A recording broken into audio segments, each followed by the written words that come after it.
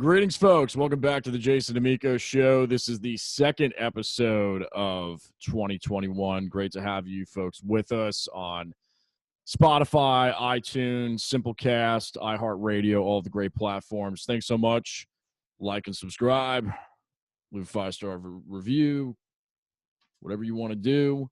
But thanks for being with us. And our guest is very special, as every single guest on the show. She is the kind of person who is described without exaggeration as magical, possessing the wherewithal to take normal ideas and not only imbue them with her own wild character and passion for advocacy, but see them through no matter what stands in her way. Starting with a career in feature screenwriting, she's become a well-rounded writer, producer, director, and much more. She takes life by the reins, and that has taken her career places like moving to LA on a 3-day notice for shows on major networks like VH1, NBC, and WeTV. A vagrant at heart, she regularly flies across the country as at ease in her hometown of Raleigh, as well as Hollywood, and is currently managing a 3D printing business, all while casting for a brand new show on CNBC, together with her husky sheepdog Ginger and her tabby Whiskey Jack. Please welcome to the show, ladies and gentlemen, my good friend, Beverly Tan, who I haven't talked to in a while, so I'm really looking forward to this. Hey, wow, that intro. So I actually struggled writing the intro, so I asked my best friend to do it for me. Yeah, I definitely cracked up on that email. It says, hey, it was so hard to write about myself that I made my friend do it for me, so that's great. Like, I didn't even read it. I was just like, I don't want to read it. Just like, I want to hear this live. I was like, wow, oh, thanks. Sometimes that's the best way to do it, though. So it's so hard for me to write about myself. Like, I'm really shy. Well, and I think and we'll get into this, obviously. We've got a lot to cover here. You have a plethora of endeavors happening. So, but from an entrepreneurial standpoint, you got to know what the strengths and weaknesses are. And it sounds like you got the delegation thing down. Yeah, well, it's like, when I write about myself, I'm just like, what do you want to know? There's so much. Right. Well, let's start. And I mean, we've known each other for a while. We've worked on various projects, but we've never really had a chance to kind of sit down and talk. That's one of the beautiful things about the show is everybody's moving in all their directions, but this is just a nice catalyst to sit down and chat and get to know each other, and obviously for the viewers out there to learn a little bit more about you. I'm interested in learning more about your story, and I think you're going to provide a lot of value to everybody out there. I'd love to start with your beginning stages as far as how you got into the industry and how the creative started for you. So, wow, it's a long story. So I decided I was going to be a filmmaker when I was 7 years old. And when you're 7, it's really cute. Your parents are like, oh, that's going to be great. When you're 17, it becomes, so what are you doing for work again? You're going to do what? Film school? And so I did the film school thing, as in I skipped a lot of class to go work in the field. So my film professors hated me, but I was still an honor student. Wow. So that's kind of how the last line came out, because I was very unpopular in film school, because junior year onwards, everything was peer review. And I did not exactly get along with my peers in film school. Wow. Because, well, a lot of the people in my graduating class weren't passionate filmmakers, to be honest. This is more fun than chemistry type of students. So they would, party on the weekends and stuff, which, doing the college experience thing, which I didn't really do. I spent my weekends on any set I could get, my hands on, like literally anything. I was like, okay, are you shooting anything? Like, can I just come and learn? So that's what I did. And I had no friends in film school because of that. So my peer reviews were really bad. And my professors, junior year, we had to pitch our senior project. And they straight up told me, you will never be a good producer. You can't get people to listen to you. You're not good at this. And I was like, screw you. Wow. I'm going to do the equivalent of my senior project before senior year starts without any of the school's funding, equipment, crew, or help. And just watch me. So I did. So So pretty much I was like, okay, I have to do this. So I called up some buddies. Henry Ciro is just a very good friend of mine, but at the time he was one of the top, DPs in the North Carolina area. And he was just a friend of mine. So I was like, hey, Henry, I kind of told my professors I could do this thing. Will you shoot a project with me over a weekend this summer? And he goes, sure. Do you have a script? And I'm like, no, I don't. Give me like 2 days. So in 2 days, I drank more whiskey than I should have, wrote a script and sent it to him, and was just like, okay, here's the draft. And he was like, okay, I really love this. And it was the last line. So he was like, I really love this. You're gonna have to change some of this because it's not suitable. And then he goes, this was back in like 2014, 15. So the Red Dragon had just come out. So so he was like, hey, I just got the Red Dragon. This would be a great test shoot, and we talked it through, and we ended up getting some really awesome people, like Patrick Dunnigan came on, Tony Collins, all like these local bigger names who are no longer local in North Carolina. I'm the only one left here. So I think Patrick's still here. He did a feature a couple of years, kind of recently. So we just got a whole bunch of really great local professionals, and I'm sitting here going like, yeah, this is me being a producer. Like, screw you, professors. Yeah. I just got a top of the line crew to come, do this with me for fun. They all gave me their weekend, for my senior project. I ended up editing, working with an editor to edit the last line, which, one of my old buddies from film school, who I still work with from like today, came on. He helped me cut that. I got some really great musicians to do the music for me. So that's all an original score. And I really learned so much from that process of making my first film.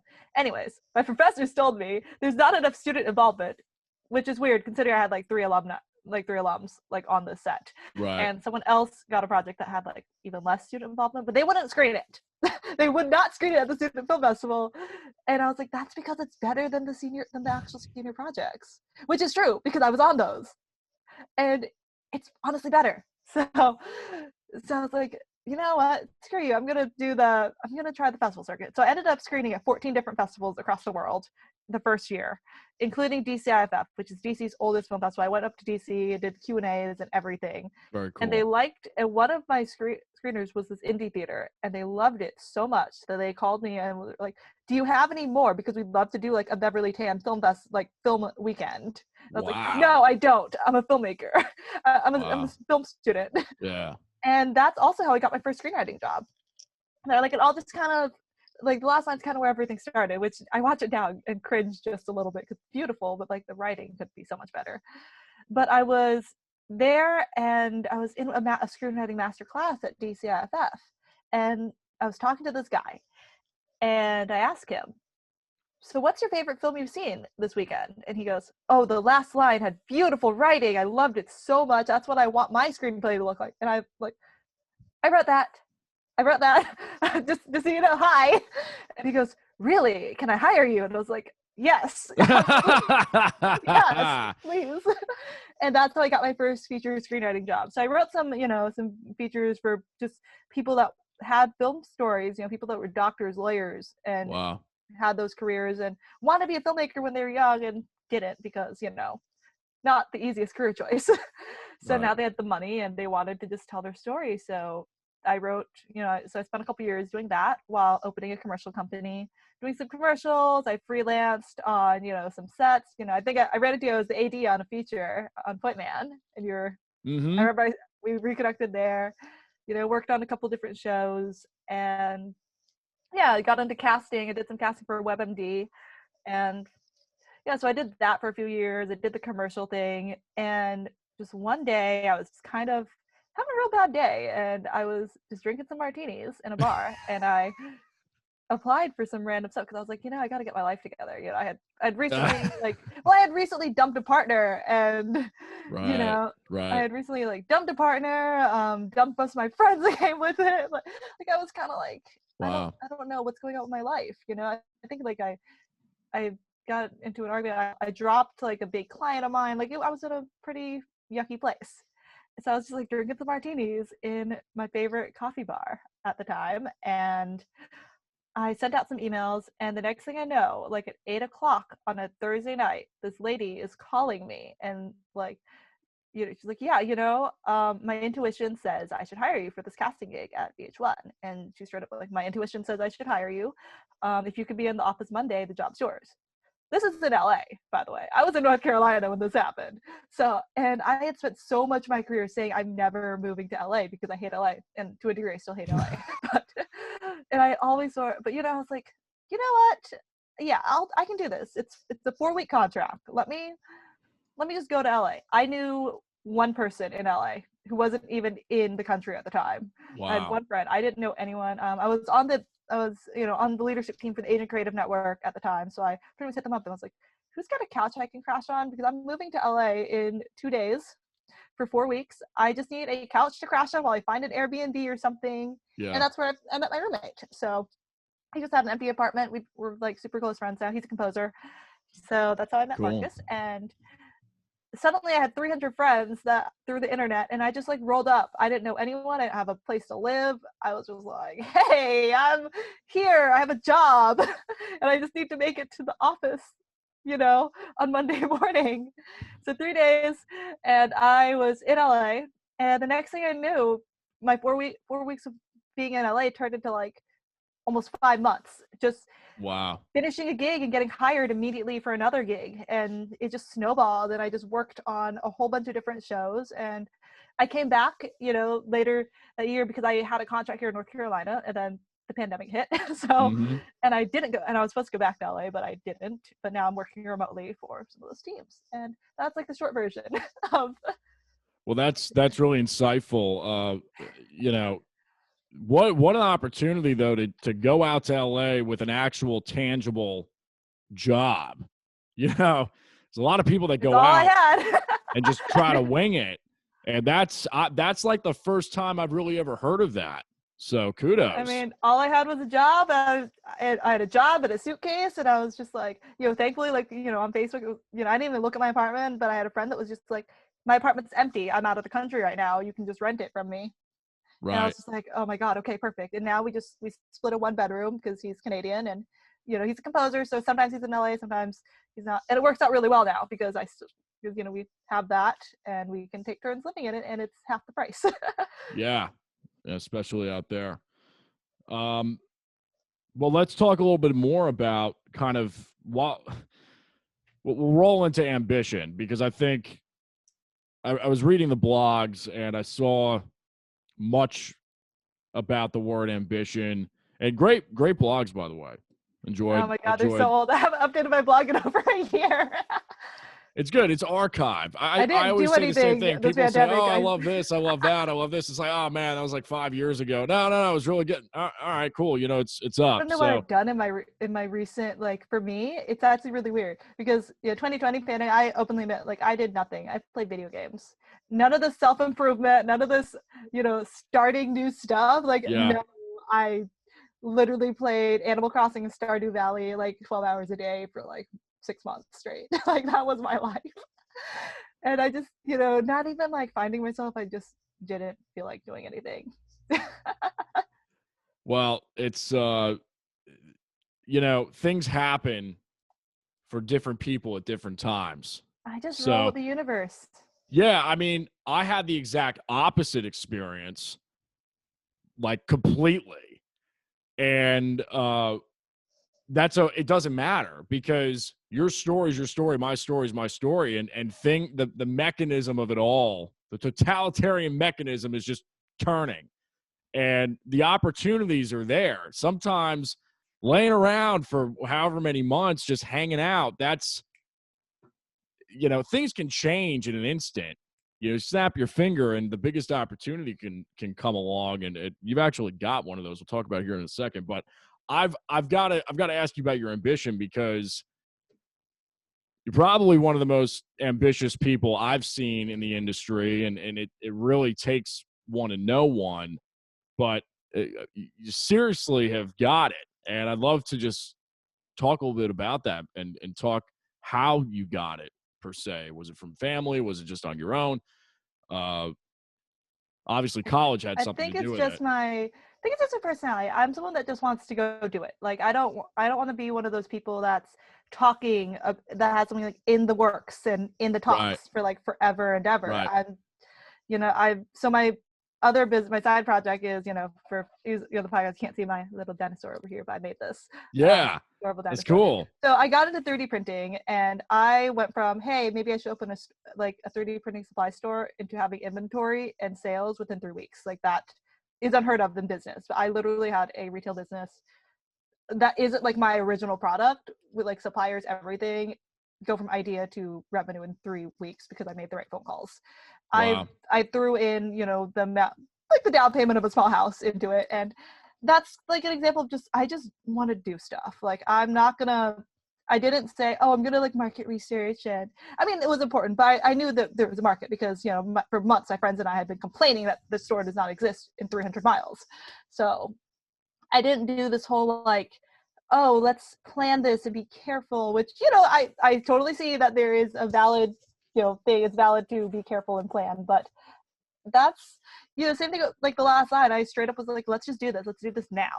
And Yep. that's what I think a lot of people call my ambition. It's when I'm just like, yeah, let's just do this. I don't take time to, if it feels right, if my intuition and in my heart, it feels right, and in my gut, I just kind of go for it. And I gotta go like, what's the worst that can happen? I know I live in like, with enough privilege that, I've got some really good friends that if, everything was a complete disaster, I've got friends whose couches I can go crash on. I won't die. It's like, I'm single. I don't have kids or anything. So Right. I can afford to take these risks.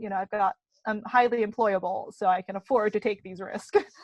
But it's very much like, just go do it. Like go try. You don't need to overthink. I don't need to, it's going to improve as I do the process. Same thing, like if I'm working on just a personal project, my script does not have to be perfect first draft. I like when I gave Henry that first script of last night, it was trash. Like it was the Yeah. only thing I could think of was like, okay, I want it to be artsy and weird.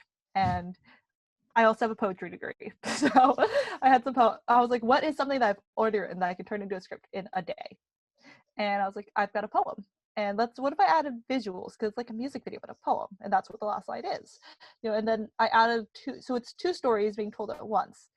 And that's something I just took that idea, I ran with it. And, I had to rewrite a whole bunch of scenes because it was just not shootable, Mhm. in the budget that we had. But, I was like, here, just throw it down. Let's see if this is a good thing. It's like, why not just try? And Yeah. people are like, that's ambitious. But I was like, that's how it goes. I've, one of my, my friend who actually wrote my bio, he has this comic that, this web novel that, got a little bit of traction. And I just went to him, I spent a couple months ago, like, just kind of twisting his arm, like, let me adapt that into a screenplay. Just let me make that a live action. Please let me do it. And he's finally he's like, okay, fine, you can stick it. I was like, yes. Because I'm actually, it's on my to-do list. I haven't actually done it yet. I wrote like the first like 3 pages of it, but I have to make some creative decisions that I don't know if he's gonna love. But he's gonna love it when he sees it. I think like if I pitched him those changes that I want to make, he's gonna be like, I was like, no, just see where I'm going. Just like keep an open mind, see where I'm going with it, because it's gonna be great. I have a vision here. Yeah. Yeah. So you just Well, have to have the vision and go for it.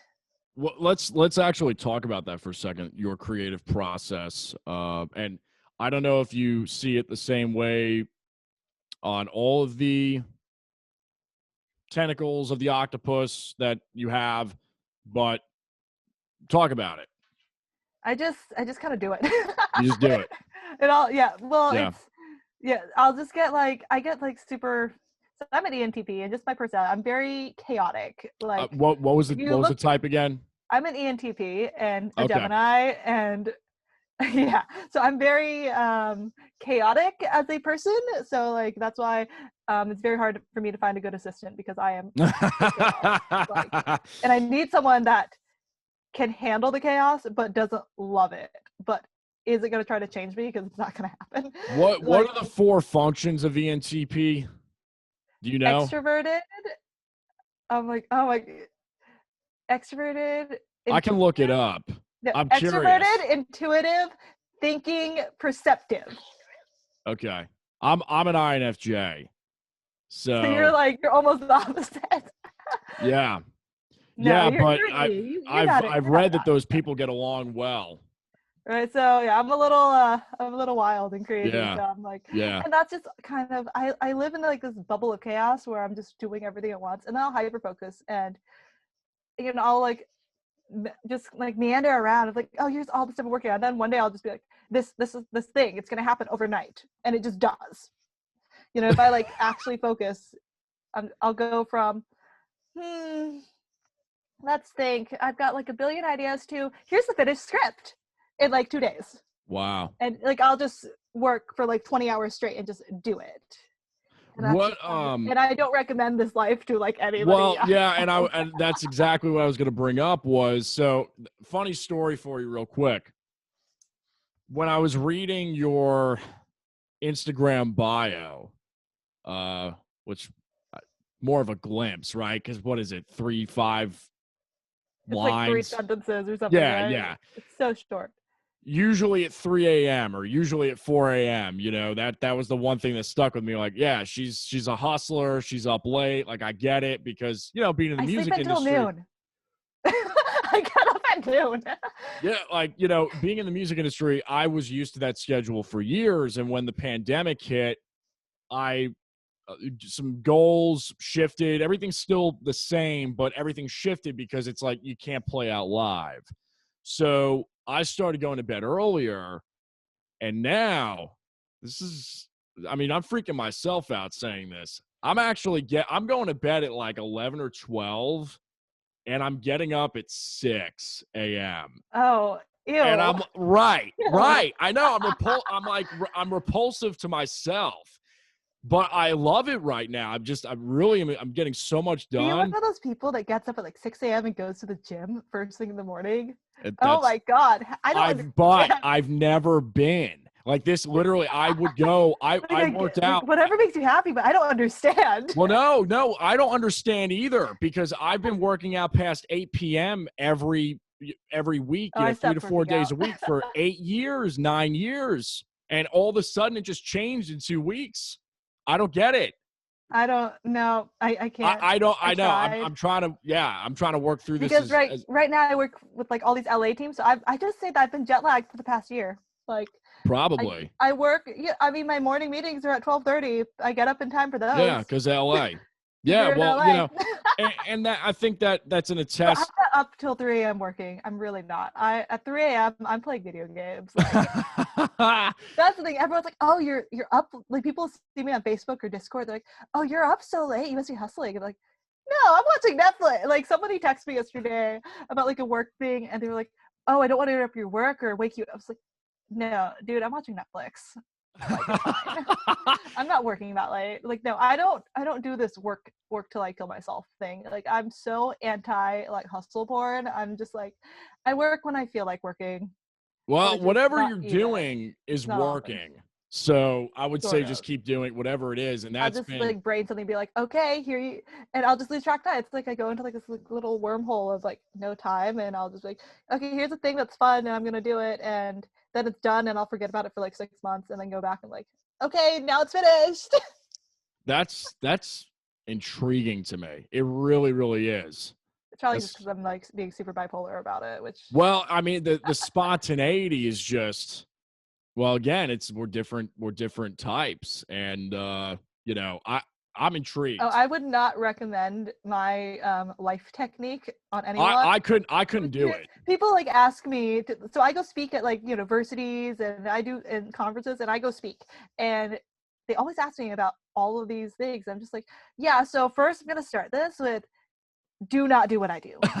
It is not. So I have spent my entire career like early career going like, okay, this whole like getting discovered thing at festivals, it's not going to happen. You can't. Talent is not enough. Like talent is not enough.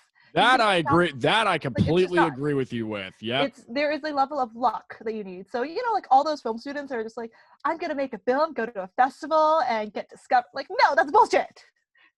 That is bullshit. It does not happen. There's It a happened, chance. it There's a happened chance, to but me. it's very It happened low. to me, and I still think it's bullshit. And it literally happened to me. Like I Yeah. made 40 grand off that first script. Well, and here's the thing. Here, But it's bullshit. I'm gonna take the liberty to maybe say why this happened. It happened because you weren't looking for it. Maybe that could be it. Like I said, I just kind of follow the universe. Like this casting job, I had like next to no experience, and I spent my first 3-4 months in LA with people going, she has very little experience in reality TV and in this, but she's really good and she's trying really hard. Right. And I'm like, and I was crushing it. So, like people, it just comes down to people taking a chance on you, and you just have to convince them. And that has nothing to do with how talented I am, because I don't know how talented I am, in all honesty. I just don't know. I know what people are willing to pay for, and I know how to bring it. And that is how I, survive and always have work. It's, I know how to roll up and also be very assertive with, this is what I want to get paid. And right. They do it. So I don't know if I'm just good at convincing people, or like that is the talent. It's going, I only have 3 credits in this like entire side of the industry, but I'm going to work really hard.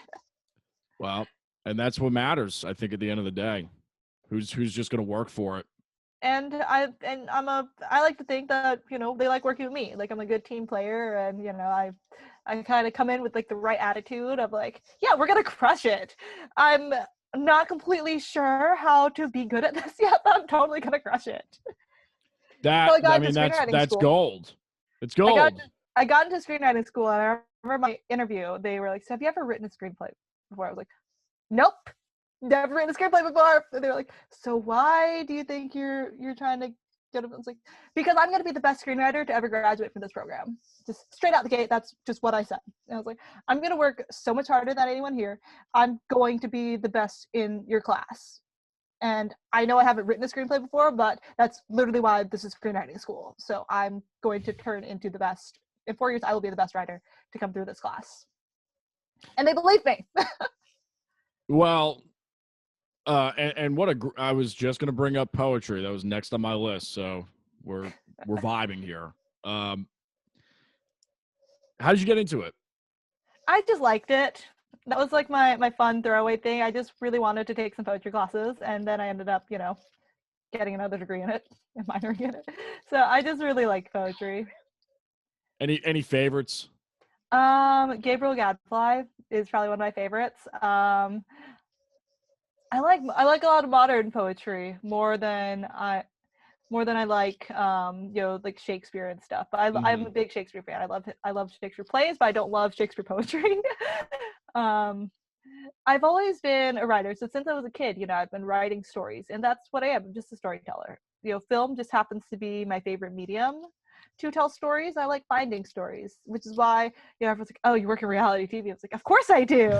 All I do all day long is look at stories and tell stories and curate stories. Like, this is the best job ever. I love this, and I get to write whatever I want. But storytelling is, I always play, so I'm super nerdy because my hobby is role-play writing. So it's like D&D, but it's all text. So you and your friends are on like an old school forum. Like this is something I started doing in like 2007. Okay. Wow.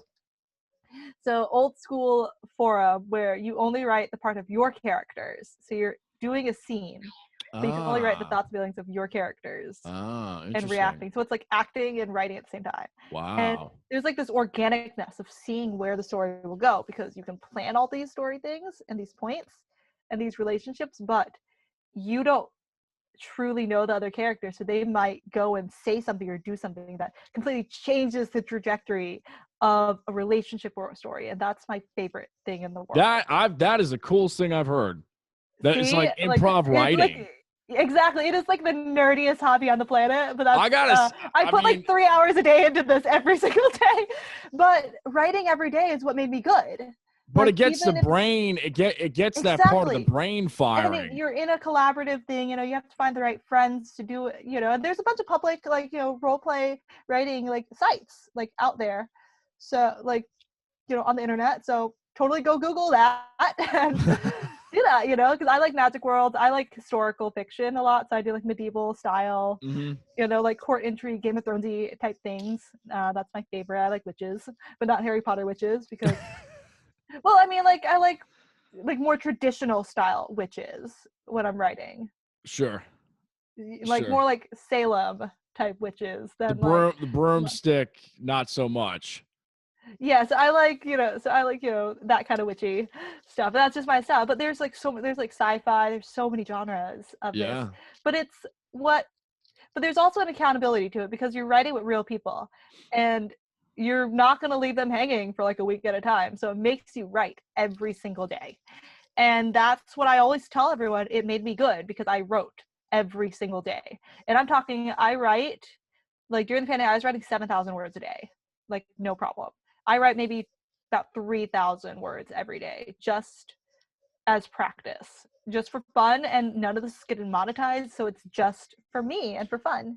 Do you think of yourself as a writer first then? I don't know. I like to think of it professionally as a producer. I'm a writer more in a hobby sense than a work sense, because writing for me is something I prefer to do for fun. Like I could have, like I've had a career as a writer and I would do it again, but it's not easy to market yourself as a writer, and I love producing and finding these stories. And there is an element of writing to producing. Absolutely. Especially in like competition TV and reality TV, there's so much writing, even if it's not like writing the actual words, but like the storytelling, because that's what I am. I just like to tell stories by whatever medium it's going to take. So crafting stories is just kind of my life. Fascinating. It really is. Well, getting into you mentioned reality TV, and you've got you want me to say it, or do you want to say it's pretty exciting what you've got coming up? Yeah. So my current project, for any of you out there listening, because you could totally apply to this, is I'm working on a CNBC show with Shark Tank's Kevin O'Leary. So Mr. Wonderful from Shark Tank is the host of the show I'm working on. Woo. And he's looking to handle some disputes. So we're looking for financial disputes to be on the show. We're actively casting for the next couple weeks. So hit me up.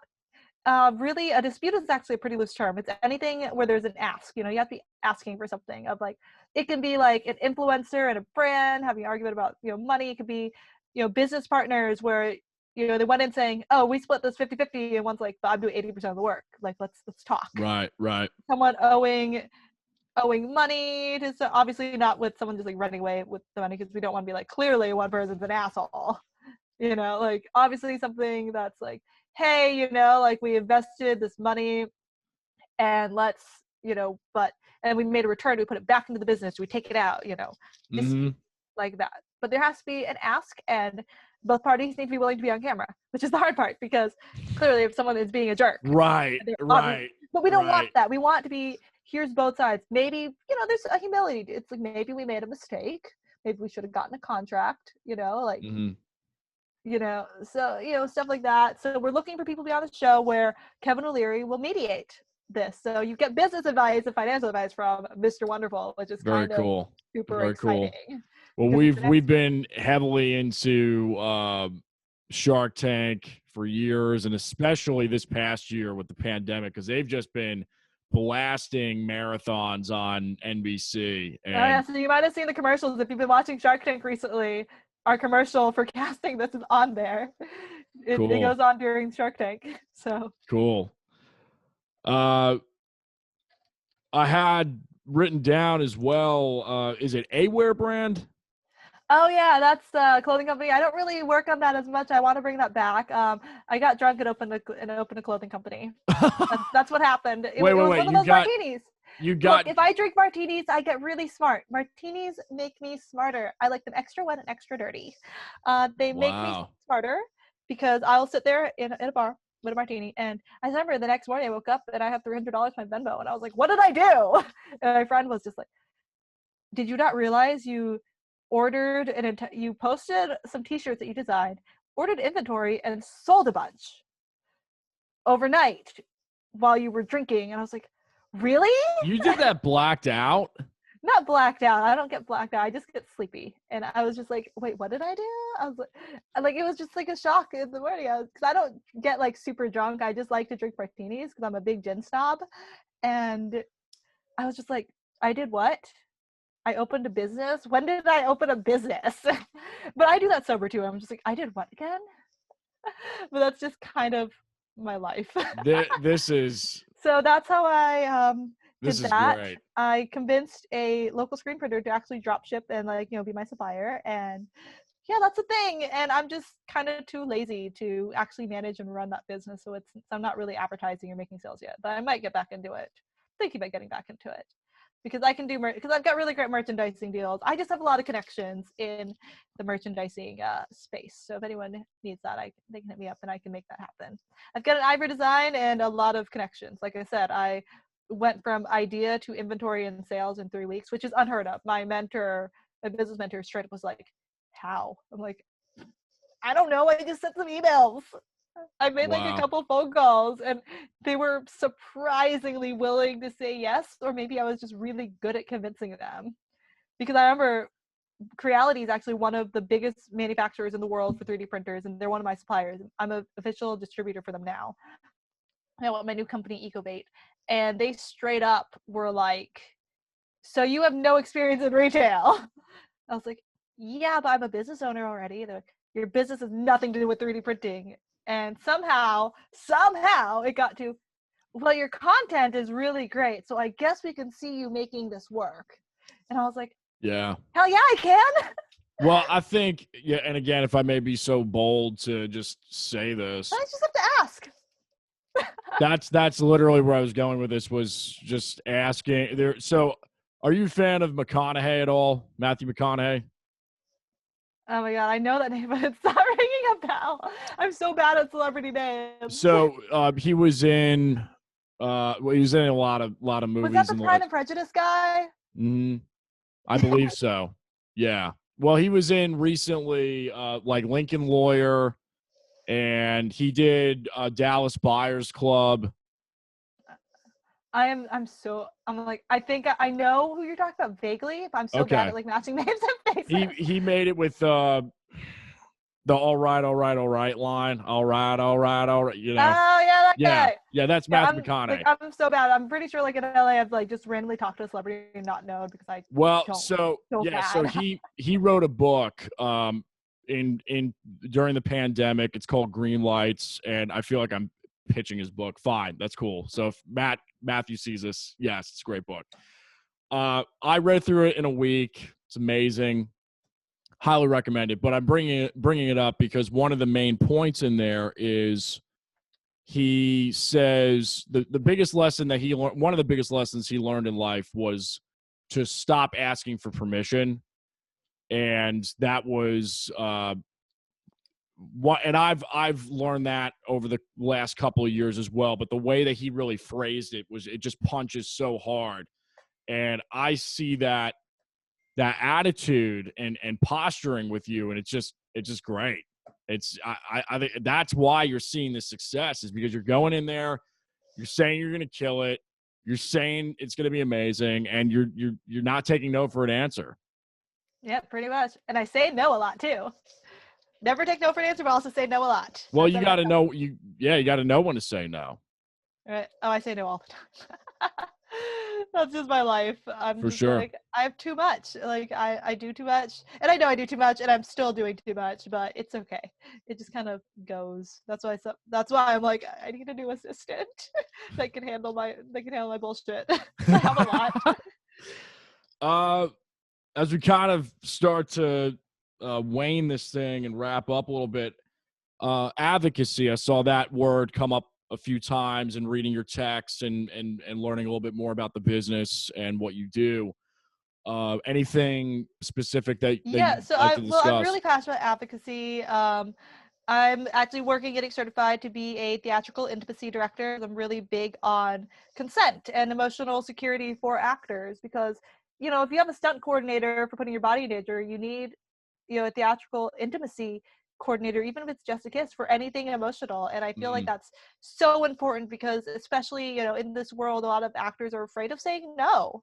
They're afraid it's going to get them out of a job or something. And even for the safety of the crew, you know, so many actors and just people in the industry pride themselves on, I have no limits, I will always say yes. And I'm like, no, it's healthy to have boundaries and you can push them, because there are so many projects where I'm just like, this just doesn't resonate with me. And, you know, I'm thankfully in a place in my career where, you know, if I say no to a job, like I can eat next week. There's plenty you know? of opportunities. Like, Yeah. I don't have to take every job.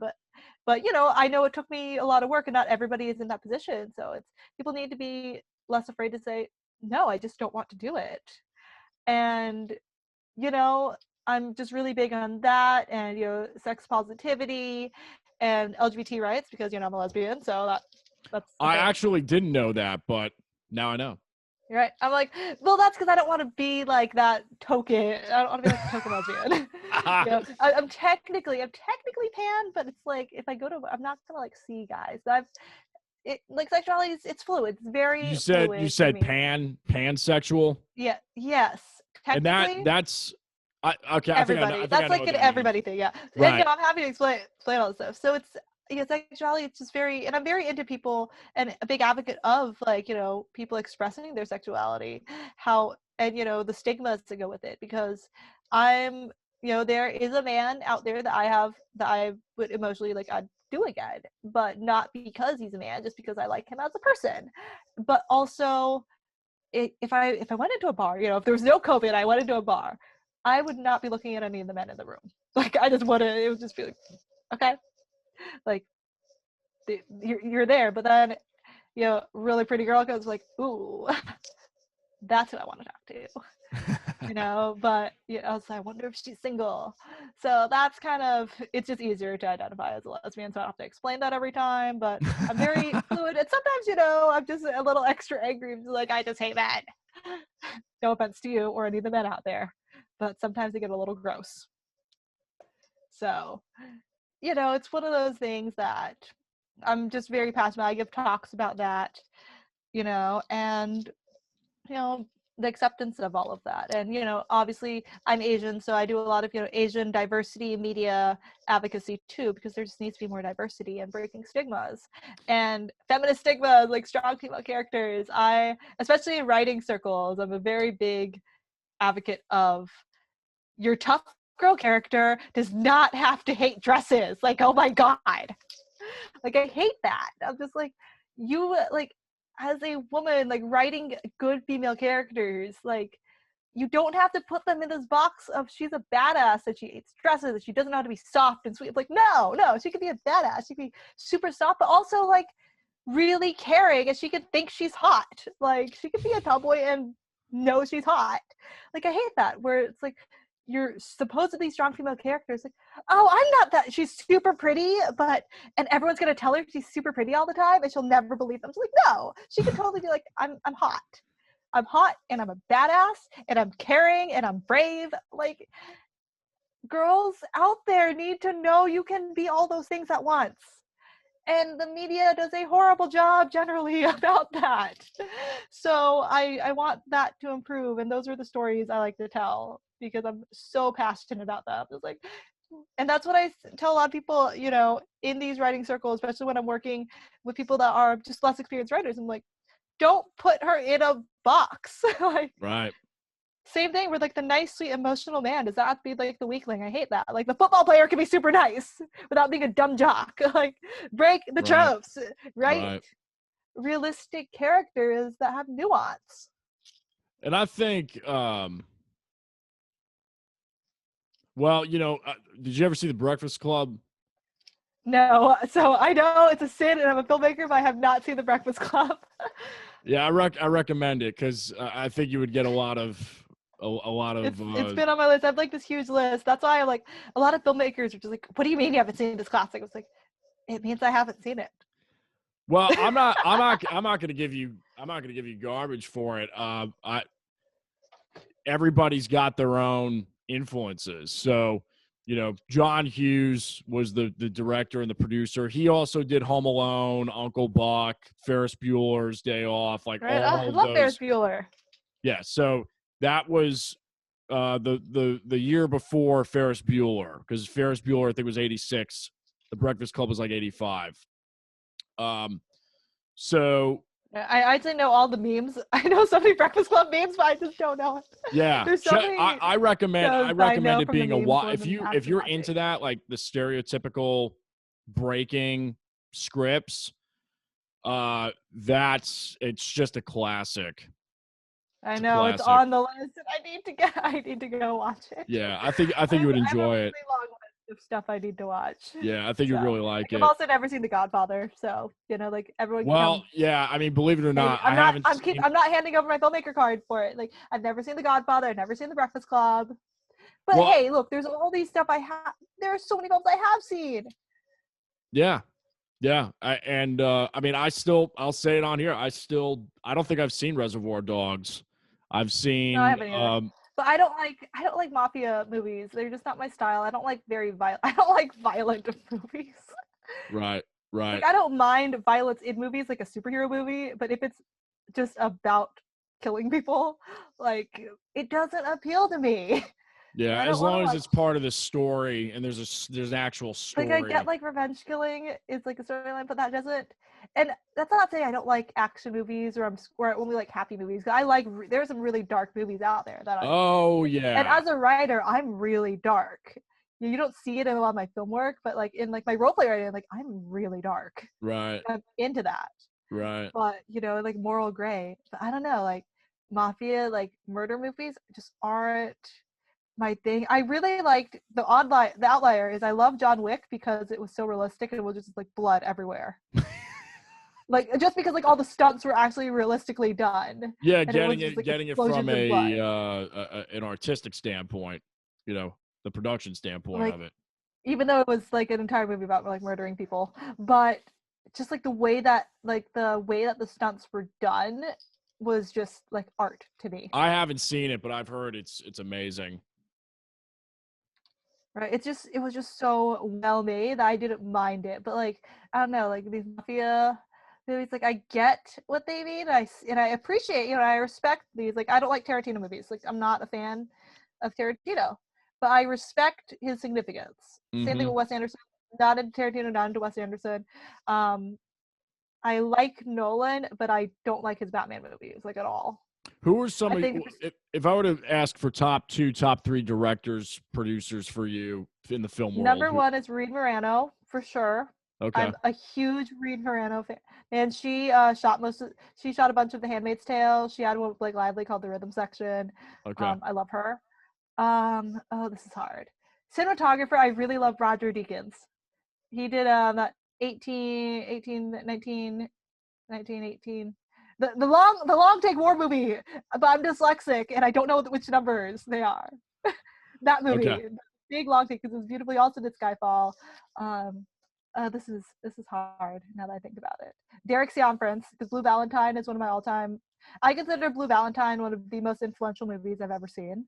Like Hmm. on my work and my style, Blue Valentine is like really high up there in style.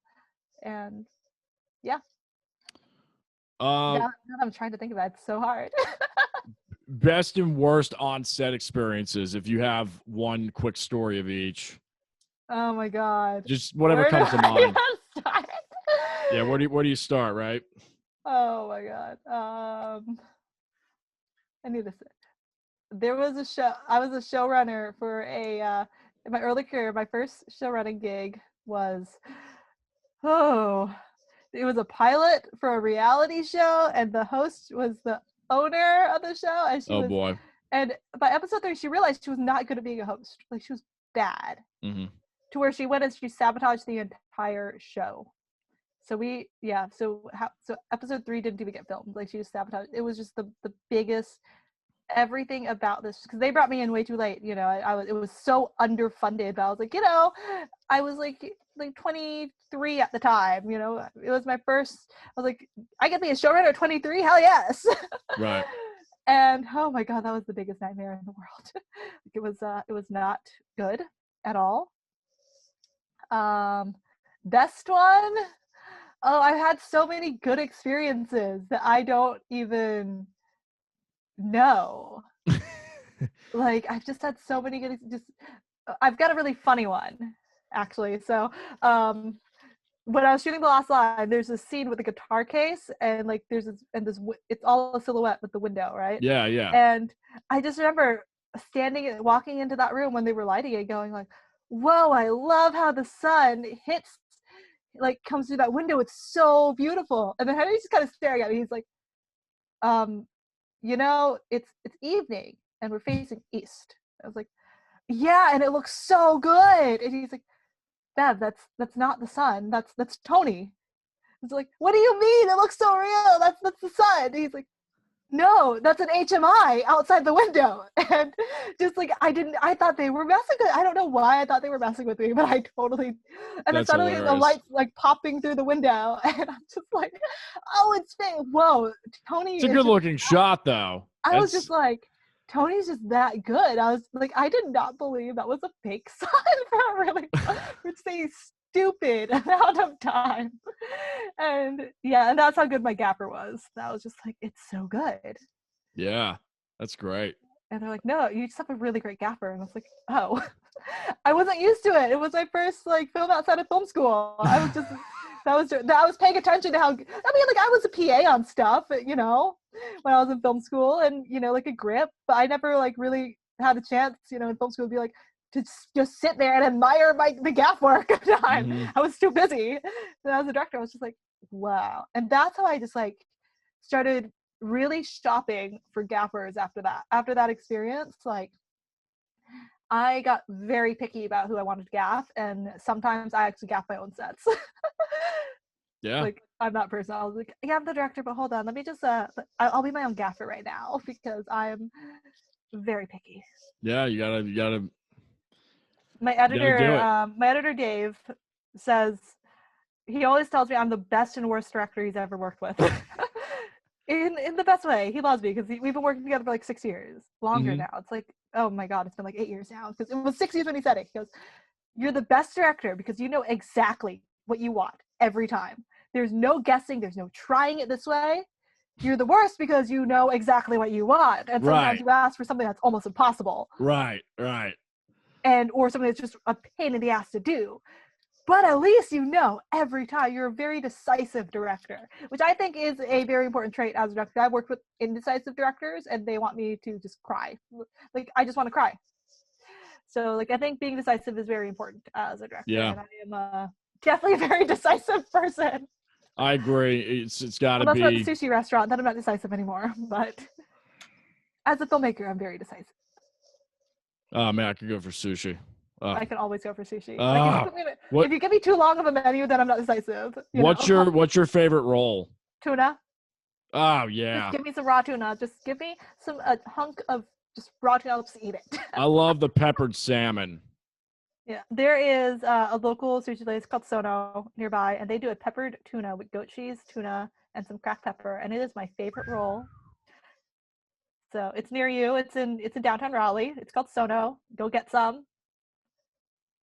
It's my favorite. I'm gonna have to do that at Bring some me some. point. Are you still in the Raleigh area?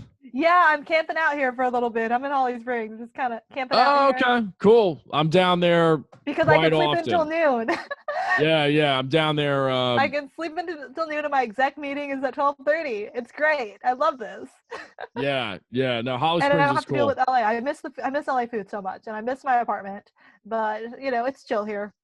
I mean, it's not like I leave the house anyways. You were when was the last time you were there? Was it pre-pandemic? Pre-pandemic, yeah. I was supposed to Wow. be that. I was supposed to be there.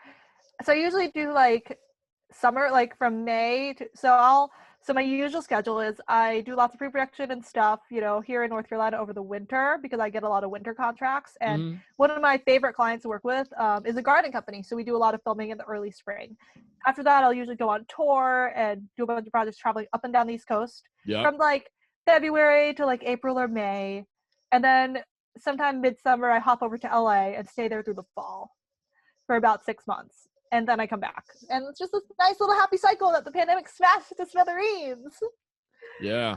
Well, So we'll see what happens. It's definitely I was in Florida when the pandemic hit, on tour, doing my thing, and obviously I came back to North Carolina because it's a little bit easier to live here right yeah. now. Yeah, and LA was It's a mess. total lockdown. Yeah, Yeah, it's messy. There's like lines to get into the grocery store because the capacity, just the density is so high. So I Yeah. was like, it works really well to be here in North Carolina for a bit. Oh yeah, I can now see what my shirt says. It just says, "Don't just dream." Oh, that's cool. Is that part of the line? Is that part of Aware or No, it's just a sweater I bought because I liked it. yeah?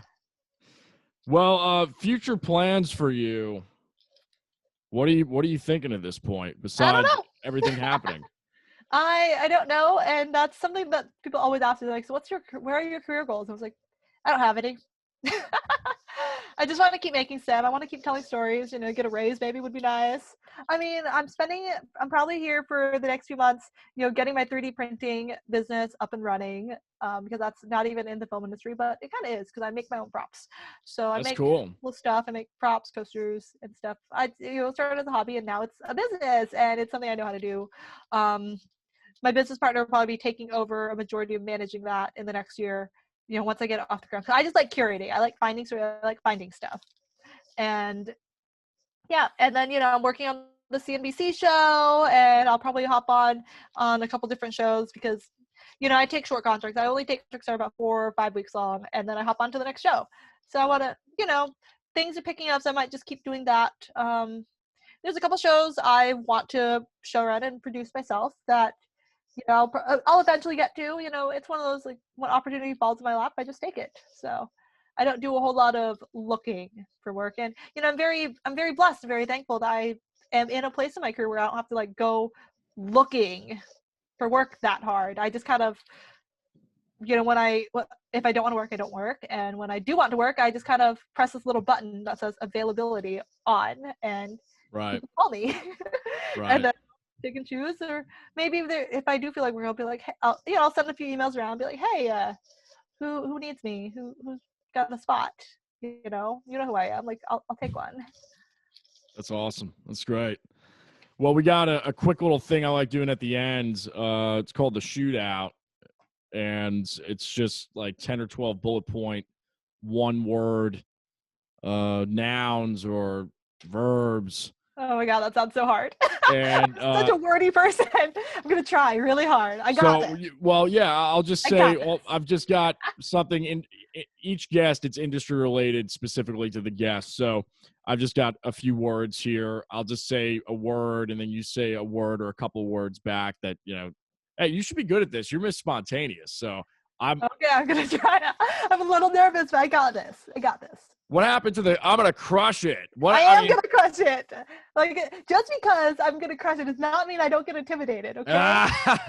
But see, that's important information out there. You're pressing through the fear. That's very good. Sometimes I'm terrified. Like, no, my first LA job, VH1, my second day, I thought I was gonna get fired, man. Like, Wow. I was so sure I was gonna get fired and have to like take a plane home the next day. Like, I was ready. Like, I was scared, man. But Wow.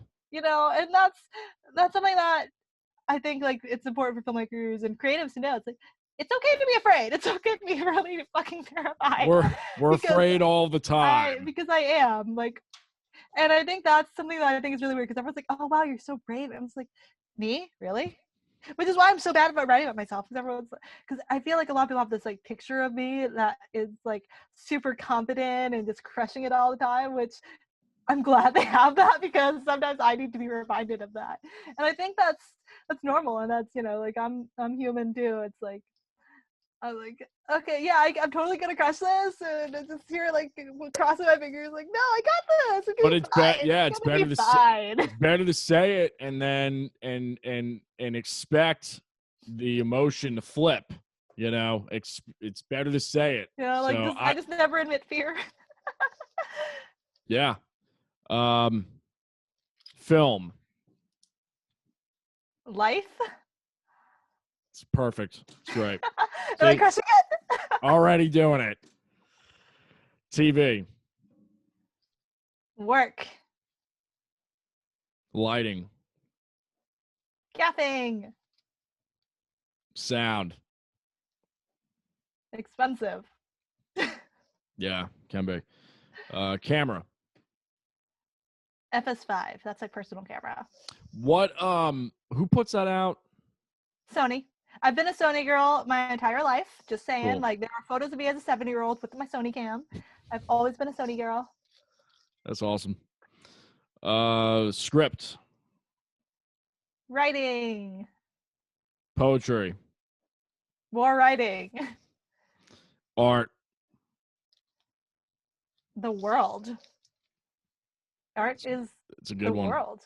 It's a good one. I mean, you're I'd say top 10 out of over 100 Yes! episodes. This is like top 10. Entrepreneurship. Stressful. Yep. LA. Really good food. Raleigh. It's nice and chill. Yeah. And the last one. Well, actually, 2 more. Pizza. Pineapple belongs on pizza. All right, so I think we already have an answer on this next one that I'm going to throw in, but sushi. Tuna. Yeah, that's what I thought. Just had to double check. I ask everybody this question at the end. If you could go back in time to your 15-year-old self, knowing what you know now, what would you tell her? I'm actually writing a script about that. Oh, I'm cool. literally writing a script about that. So it's really interesting because of who I was at 7 and 17. So not 15, but 17. But actually, currently, my back burner project is I'm writing a script about what I would say to myself if I met my 7-year-old self, and what my 7-year-old self would think of me, and what my 17-year-old or 14-year-old self would think of me, and my 21-year-old self. And that is actually something I'm like unpacking a lot of. It's a lot of unpacking because I was raised, in the South. My high school years just went in the South, very conservative, very. I have a lot of respect for my 14-year-old self. She was very radical. She was very in a way. She was actually more powerful than I. Like, as per, she was just so powerful for so many of the wrong reasons, and she could have really been something so different than what I've become. And I'm actually writing an entire script about that right now. Wow. So, and as for my 7-year-old self, she'd think I'm a superhero, man. Like, I am doing everything that my 7-year-old self wanted. Like, I've achieved, except for getting a pony. I don't have a pony yet, but I could technically get a pony, I think. Probably. Knowing you, yeah. Like, I could probably actually get a pony if I. You could probably just drink a couple martinis, make a couple phone calls. You'll have a freaking pony in that studio in 2 hours. I could probably get a pony. Get me a damn pony now. Right, just go pick a pony out. But so that's something really interesting. And my 21-year-old self would be mortified that I'm working in reality TV. My 21-year-old self was very judgy as a filmmaker. Yeah. Well, I think we all were. I look back at my 21-year-old self and I was like, dude, what the? She was trying really hard. But that's actually something that I'm working on a script for, and a story. It's a very autobiographical script that I'm writing that I haven't really named yet. And and I've got like a very clear vision how I want to direct it. But that was, one of my little pandemic projects, kind of really thinking like, it's a lot of respect for who I was and who they could have been and what they thought, because it's been very different. Like I said, my 14-year-old self would have a lot of strong but not completely positive feelings about me now. Right. So it's very interesting, and it's something I'm really excited. So hopefully I'll come back on another episode and tell you guys all about that. For sure. I hope to film this year. So yeah, I don't know where yet. So I might actually go to Denver to film it, because that's where some of my filmmaker friends are. So really excited to do that. That's awesome. That's so cool. Keep me updated on it. I'd love to hear, because I asked that question to every. That's the last question on each episode. Wow. Yeah. I know. I probably had like a really long answer for it. No, it's But great. It's great. It's the serendipitous. because, you know, it's like, and what I really like about this project is not just what I would say to myself, but my younger self is a character. Mm-hmm. You know, that is me, but isn't me, and would react so much differently, and their headspace is so different than where I am now. And that's what got me so interested in this project, because I was actually trying to think of like a long take with a mirror for a competition, and then it just snowballed into this whole other thing. And now I'm just like, I want to write this. It's gonna be a very emotionally difficult script for me to write, but you know, I want to challenge myself and write the thing. Yeah. Well, everything is reaction based. That's what I keep. That's There's like this organicness to writing. I think that's a lot of my writing style. You know, there's this organicness of who is this character, like really stepping into their shoes. And I'm a terrible actress, but I studied acting a lot, because that's where, you know, for actors, they have to really step into those shoes Mm-hmm. of that character and find that separation. And that's something I've always thought, just like really admired actors for being able to do, because I'm really bad at it. I mean, I feel like I'm decent enough to get into the headspace as a writer Yeah. for it, but like when it comes to actually acting, I'm just like, I am so bad at acting. I voice act a little bit for fun, because one of my best friends is an animator, so he'll be like, hey, if I make you some martinis, will you come upstairs? He lives above me in LA. He's like, if I make you some martinis, will you come and cook you dinner? Will you come voice act in this like sci-fi? I was like, hell yeah, let's do this. Let me pet your cat. It's great. Yeah. Social media. I'll have it down below, but audibly, if somebody's driving or whatever and they want to look it it's up really later. easy. On Instagram is probably the best way to reach me and find me. It's Beverly Tan Film. Woo! Super easy, right? It's great. So hit me up there. Tend to respond to DMs. I try to be more active. I've been a complete lazy ass all pandemic. So yeah. And real quick, Fire and Spunk, anything you want to talk about with that? It is your company. If you need commercials, you can call me. Sounds good. So I do that, you know. I like doing content pieces. I collaborated about a year ago with you know, Mitch Summers, who became a friend of mine, and you know, we got 4 million views on a Facebook video we did. So we flew down to Miami, had some fun. Awesome. He's way more famous than I am, because I'm really bad at being a famous person, and probably because I don't want to be a famous person. I'm just bad at it. But that's another episode. I don't know. You know, be careful what you say, because the ones that never want it will get it. That's what I'm afraid of. I am afraid, because I don't want to be a celebrity. Like, I want my work to be known, sure, but I don't want people like all up in my grill. Right. Where everyone's like, what's she wearing? Who's she dating? Like, I don't want that. I don't like fake people that are just like pandering and like just coming and, you know, being my friend because they want me to cast them. I was just like, no, like, just. Well, you know, she's dating the universe because she's pan. That's an easy one. That's a question that never has to be answered more than once. Right, there we go. Like, everyone's just kind of like I don't know. Like, I feel like the idea of me being a celebrity is such a like, ew, no, I don't want. That's too much. It's too much work. Like, I can't. Like, that's what I love about Raleigh. It's nobody will talk. I can like hide and not talk to people for like 3 days, and nobody will hear from me, and nobody's concerned.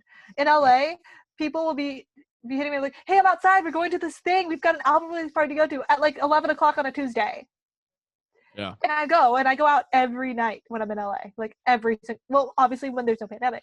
Right. It's always dinner, an album release party, an event, literally every night. Like, I have one pot at home. I have no pots and pans. I don't do grocery. I do not cook in LA. Yeah. I eat out every day.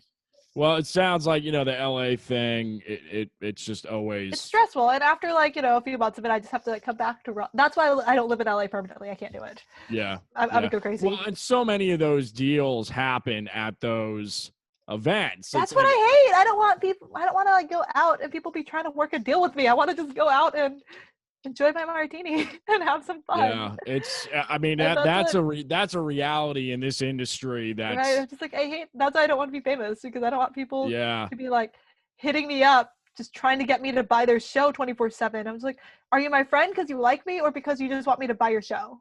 Right. Like, I don't Right. like I don't want to have to deal with that mess. Well, this is great. I'm glad we were able to make this work out because the schedules were a little sketchy Oh yeah, between the two of us. Oh yeah, my schedule has been nuts, and I'm so glad I found time for this. Like, it's been so nice catching up. Absolutely. So everybody watching, listening out there, definitely check out Bev's social media, work, hire this woman, make her drink even more martinis and get crazy with her schedule. I'm good at making stuff. That's right. That's all I do. I just make stuff. You guys have been watching and listening to the Jason Damico Show. Thank you again, Apple podcast listeners, Spotify, iTunes, Simplecast, iHeart. Leave a review. Do what you do. And we will see you all later on the next episode. Peace.